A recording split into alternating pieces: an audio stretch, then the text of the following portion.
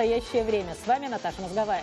Главное в программе сегодня. Восточная Украина. Непризнанные главы непризнанных республик принимают присягу, а президент Порошенко пересматривает статус Донбасса. Русские марши в России. Раскол среди националистов. И промежуточные выборы в США. Американцы выбирают законодателей.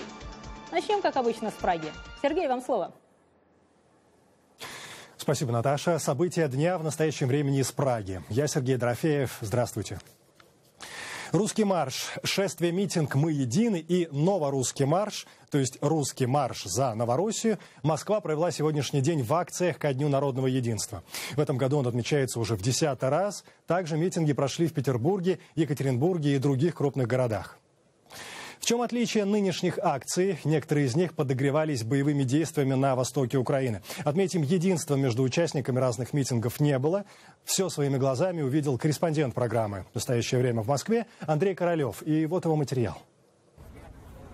В этом году русский марш, проходивший сразу на двух площадках, оказался не таким многочисленным, как ожидали организаторы. В спальном районе Люблино, куда московские власти задвинули акцию во избежание столкновений с прокремлевским митингом за единение России, проходившим в центре столицы, собралось около 1700 человек, рассказал лидер Национально-демократической партии России Владимир Тор. Мы считаем, что в этот день происходит смотр русских национальных сил.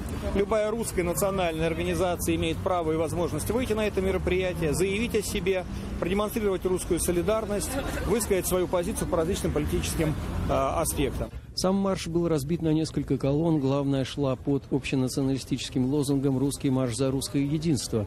Здесь же были замечены колонны как сторонников, так и противников боевых действий на юго-востоке Украины. Хотя нужно признать, что приверженцев так называемой Новороссии оказалось совсем немного. Один из них – москвич Александр. Я считаю, что русских людей убивают, не то что ущемляют, а убивают. И все. Мирных причем людей, которые не протестовали, ничего такого не делали. Ни терроризмом не занимались, как их объявляют сейчас в данный момент террористами и так далее.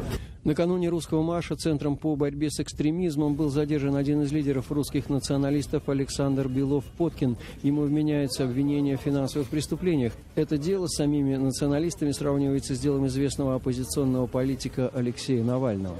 Участники марша считают недопустимым, когда экономическая деятельность человека используется для его преследования по политическим мотивам. А сегодня с утра правоохранительные органы заявили о намерении задержать организатора марша Дмитрия Демушкина. Сейчас много наших соратников, к сожалению, находится в заключении. Мы против политического сыска в России, против того, чтобы людей преследовали за их убеждения, а не за поступки. Несмотря на ранее звучавшие предупреждения от властей о незаконности радикальных лозунгов, на марше все-таки говорили о требовании отставки депутатов Государственной Думы и президента Путина, которого тут именуют не иначе как самозванец. Участники, как обычно, выступили за свободу слова, союзов, собраний, свободную регистрацию партий и за участие представителей националистических организаций в законодательной работе в парламентах всех уровней.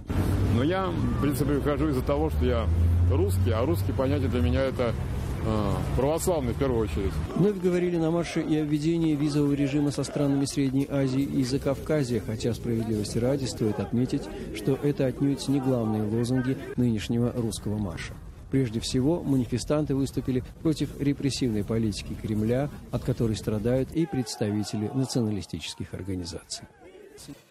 И на одном из маршей побывала эксперт центра «Сова» из Москвы Наталья Юдина. Наталья занимается проблемами ксенофобии. И мы расспросили, чем вызван раскол среди российских националистов, учитывая, что есть марш русский и есть марш новорусский.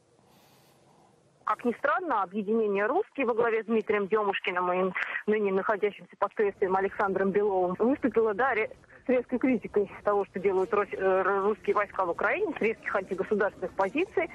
И они как раз, как ни странно, сблизились с лозунгами с ненавистными им либералами. А объединение Константина Крылова НДП, скажем, наоборот, выступает за единую Россию и поддерживает Новороссию. Вот они сейчас шли в Люблино на русском марше с растяжкой «Крым окно в Европу». А чем отличается русский марш от марша «Мы едины»? Сторонник проведения прогосударственного шествия «Мы едины» Сергей Марков. Послушаем. Русский марш Люблино – это небольшой марш такой сектантски ориентированных русских националистов. А марш народного единства он был, во-первых, абсолютно интернациональным. Он был очень широким, там участвовало огромное количество всяких организаций.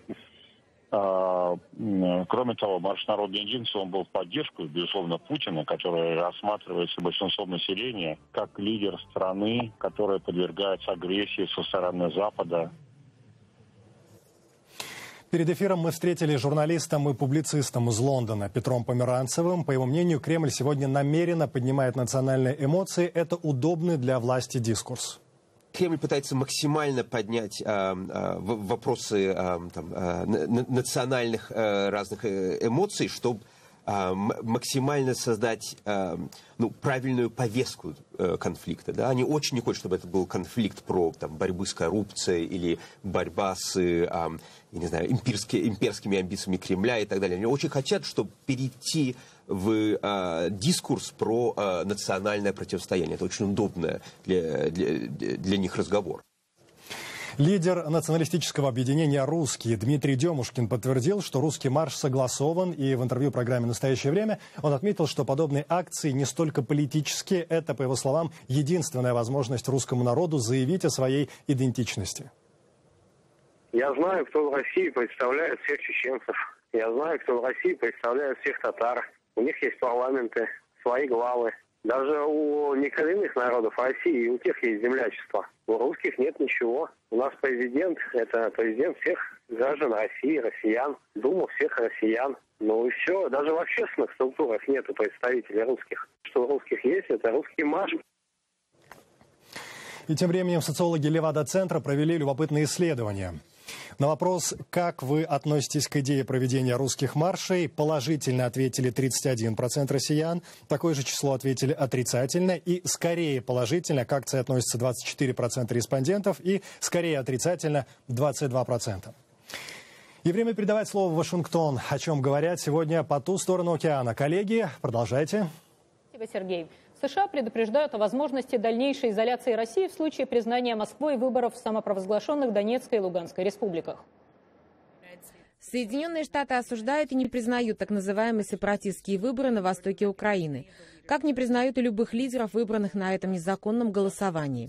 Мы приветствуем заявления Европейского Союза, ООН, Франции, Германии и других, кто отрицает эти незаконные и нелегитимные действия. Если Россия признает так называемые выборы, это только послужит ее дальнейшей изоляции. Пресс-секретарь Госдепартамента Джен Псаки также сообщила, что США будут настаивать на имплементации соглашения о прекращении огня, которые были подписаны в Минске. Между тем, выступая в Пентагоне, командующий объединенными силами НАТО в Европе генерал Филипп Бридлов заявил, что Россия продолжает оказывать военную помощь сепаратистам. На границе с Украиной по-прежнему находятся 7 российских батальонных тактических групп, и поступали сообщения, что некоторые из них подошли ближе к границе во время выборов. Мы полагаем, что это было сделано в целях оказать некоторое давление и убедиться, что выборы пройдут в соответствии с планами сепаратистов. Теперь посмотрим, отойдут ли они от границы на ранее занимаемые позиции. Цитата из сегодняшней редакторской колонки газеты «Вашингтон-Пост». «Россия сделала еще один значительный шаг в направлении создания марионеточного государства внутри Украины». Ну и далее. Если у администрации Обамы и ее союзников в Европе есть план, как помешать господину Путину реализовать этот переворот, это не очевидно.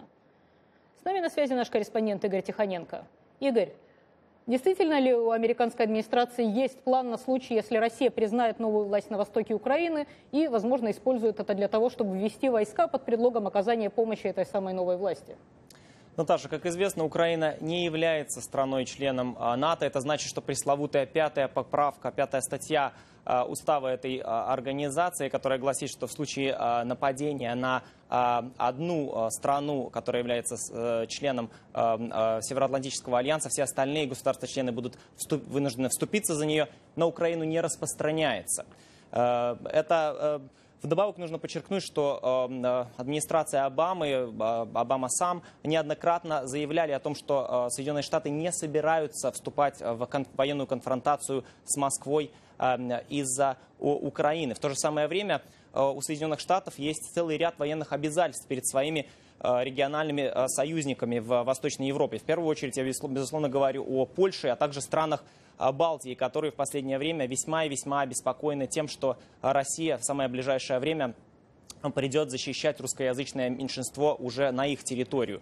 Вчера, выступая в Пентагоне, как вы правильно заметили, генерал Бридлов, кроме того, еще попросил командование Соединенных Штатов предоставить дополнительные войска для защиты их региональных союзников в Восточной Европе. На сегодняшний день, как известно, в Польше, а также странах Балтии, Литве, Латвии и Эстонии служат всего лишь 600 американских морских пехотинцев, вооруженных танками Абрамс М1, а также БМП Брэдли. Однако до сих пор остается открытым вопрос, будет ли достаточно этих 600 морских пехотинцев вместе с отечественными вооруженными силами стран, чтобы отразить серьезную военную атаку извне. Спасибо. Это был наш корреспондент Игорь Тихоненко. Генералу Бридлову также задали вопрос, знает ли он, почему российские истребители стали так часто летать вблизи воздушного пространства Евросоюза. Вот что он ответил. Я считаю, что этим они хотят сказать нам, что являются великой державой и способны оказывать такого рода влияние на нас. Сергей, переходим к вам. Прага. На востоке Украины избранные в результате так называемого голосования 2 ноября лидеры ДНР и ЛНР приняли присягу. Александр Захарченко и Игорь Плотницкий стали непризнанными главами непризнанных образований и пообещали честно служить своим народам. В деталях последних событий в псевдореспубликах разбиралась Шахида Якуб. Итак, Донецкий и Луганский укрепились новые и старые лидеры, которые на основе проведенных, но никем не признанных выборов, теперь претендуют на легитимность. В то же время власти Украины, от которой откололись эти территории, говорят, что выборы придят к мирному процессу. Президент Украины Петр Порошенко рассматривает возможность отмены особого статуса Донбасса. Псевдовыборы являются грубым нарушением Минского протокола от 5 сентября. Минский протокол предусматривает проведение в отдельных районах Донбасса досрочных местных выборов исключительно и только на основе законов Украины. Я связалась с советником министра внутренних дел Украины Антоном Геращенко и спросила его, что конкретно Украина может делать для того, чтобы обратить процесс. Во-первых, вы правильно подметили, что эти выборы будут не признаны мировым сообществом, да и выборами они, в общем-то, не являются. Выборы не проводят под дулами пистолетов и автоматов.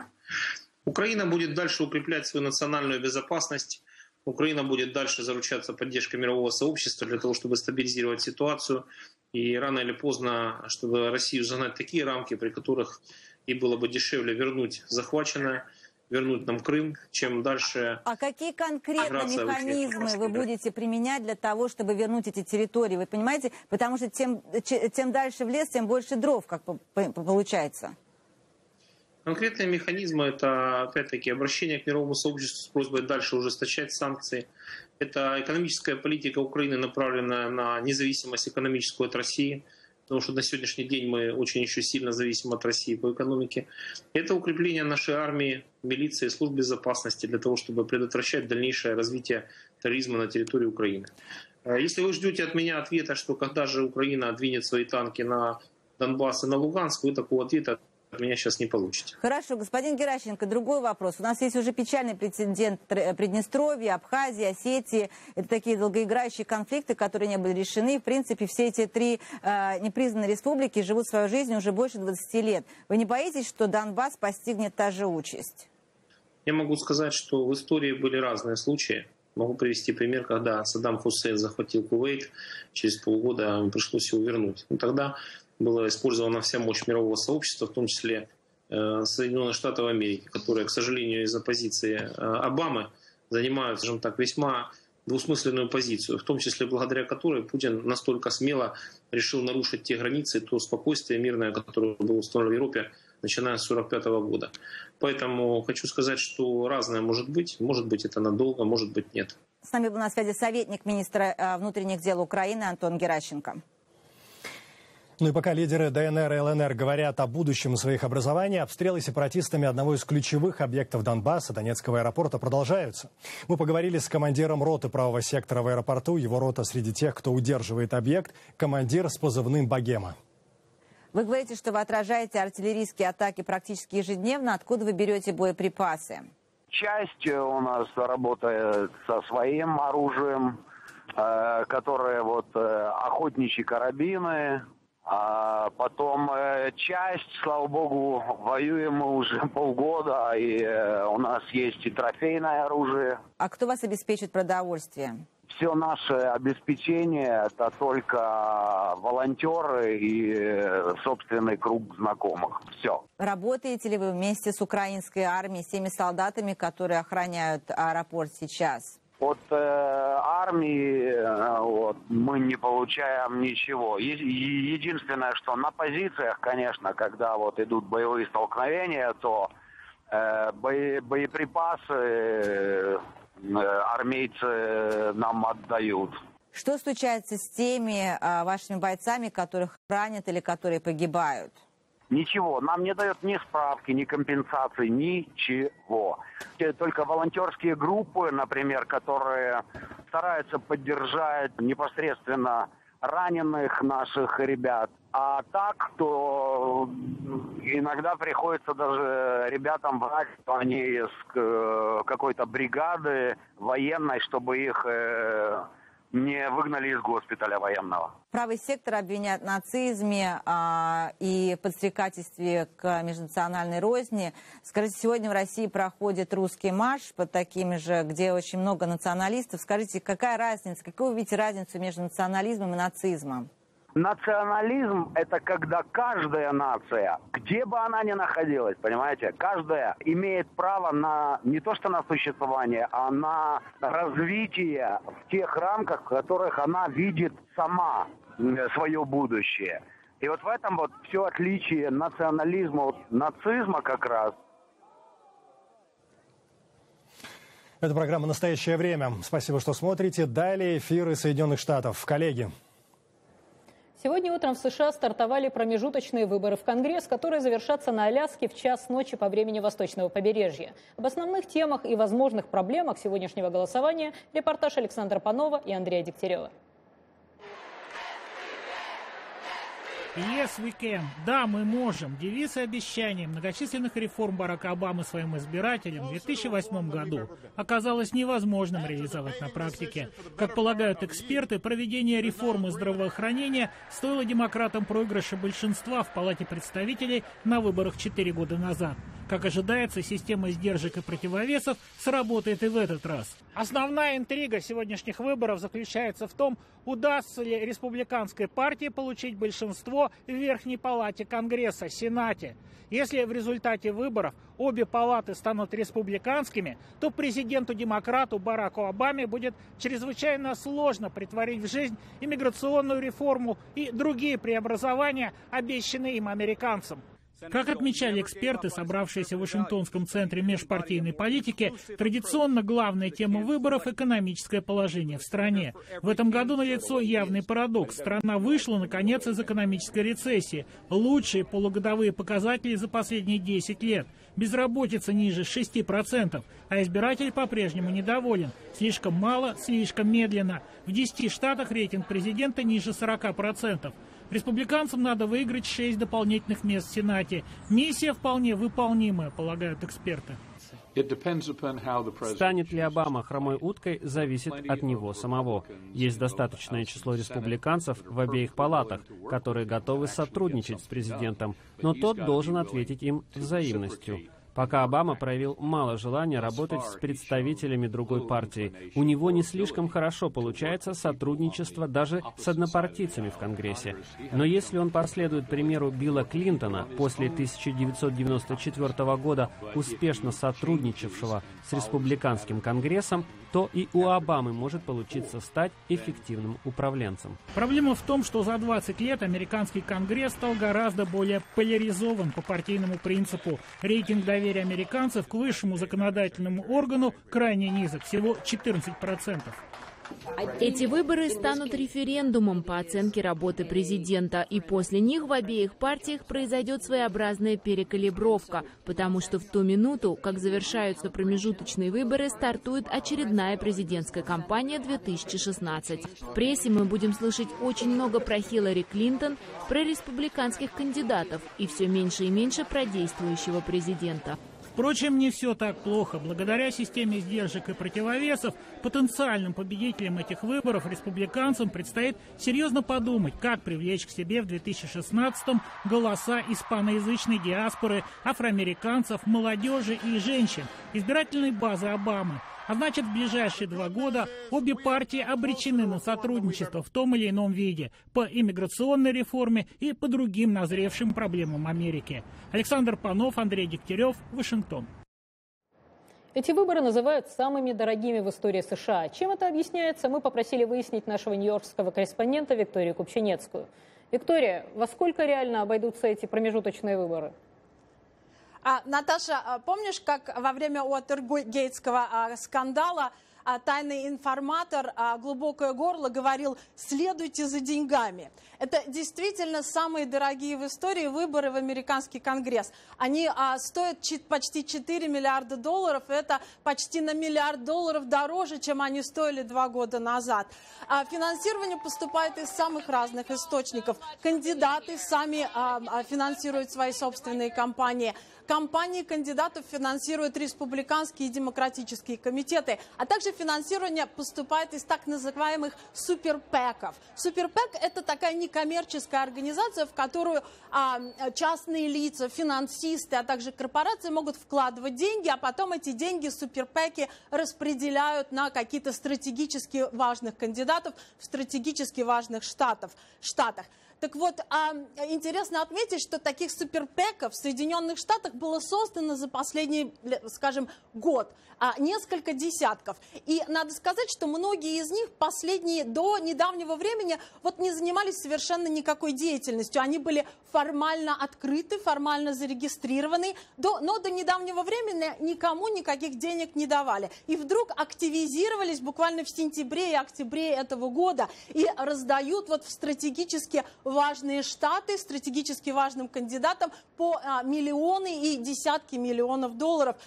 Их структура также очень интересна. Избиратели очень часто не могут сказать, кто вложил деньги в тот или иной суперпэк, и поэтому они не знают, кто в будущем будет пользоваться влиянием в Конгрессе. Действительно возникает вопрос, является ли такое безграничное вливание денег в американскую политику законным? Оказывается, что является из-за специального закона, который в 2010 году принял Верховный суд США. Спасибо. С нами в студии в Нью-Йорке была Виктория Купчинецкая. Прага, переходим к вам.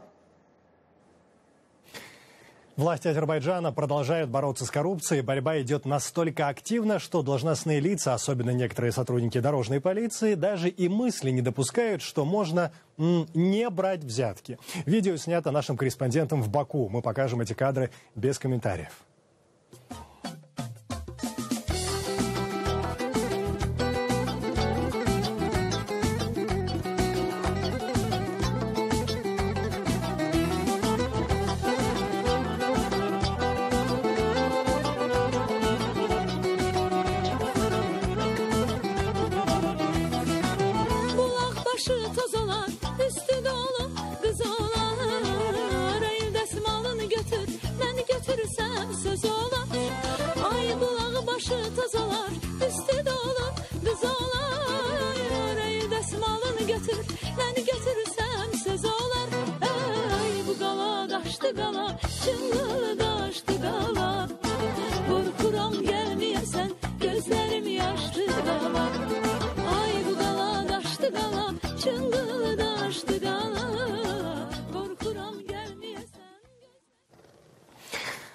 Мне осталось добавить, что сотрудники полиции, которых мы только что видели, которые деньги давали и руки пожимали, после обнародования этого видео были уволены с работы.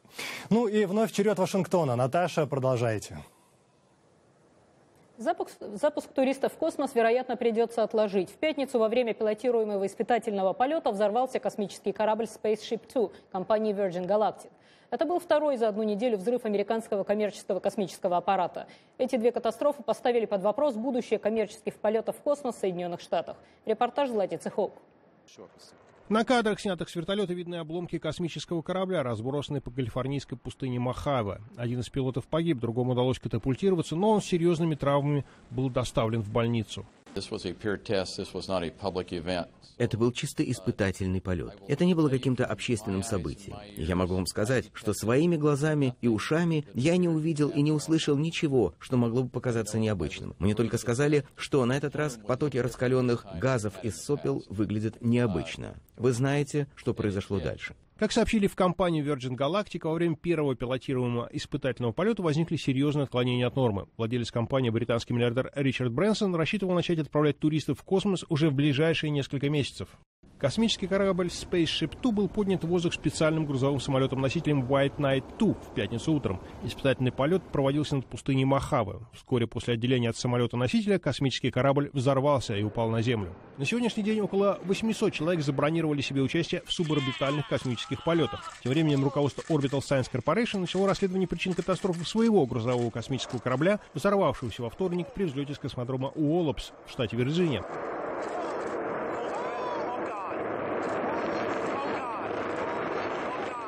В соответствии с контрактом с НАСА стоимостью почти $2 миллиарда, космический корабль «Сайнус», который выводился на орбиту ракеты «Антарес», должен был доставить на Международную космическую станцию более 2 тонн воды, продовольствия и оборудования. До этого 2 полета космических кораблей компании Orbital прошли успешно, и представители отрасли продолжают заявлять, что неудачи их не остановят. Это неудача, временная неудача. Но Orbital еще 4 раза должна доставить грузы на МКС, и мы рассчитываем, что эти полеты будут огромным успехом. Однако очевидно, что Orbital Science Corporation столкнется с финансовыми потерями. Компания не только потеряла космический корабль, серьезно пострадала ее единственная пусковая платформа. У НАСА есть контракт с еще одной частной фирмой, калифорнийской SpaceX Corporation, чей космический корабль должен доставить груз на МКС в декабре. Сепаратисты? Ополченцы. Объективная информация. Агитация и пропаганда. Человек. Государство. Эмбарго на поставку. Покупайте свое и коррупция. Порядок. Как разобраться? Все события дня в новом телевизионном проекте «Настоящее время».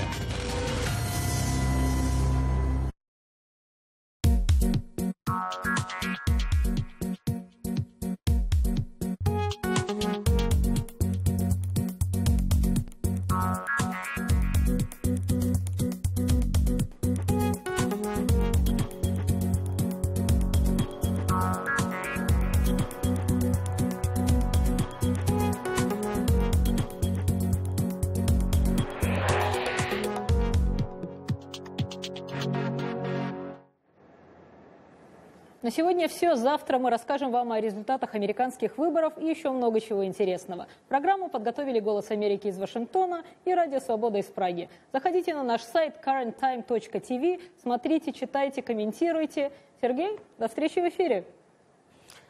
Спасибо, Наташа. Мы благодарим коллег в Вашингтоне и всех наших зрителей. Смотрите нас в социальных сетях и в эфире своих национальных телеканалов. Настоящее время вновь наступит уже завтра вечером. Я Сергей Дорофеев. Всего доброго и до свидания.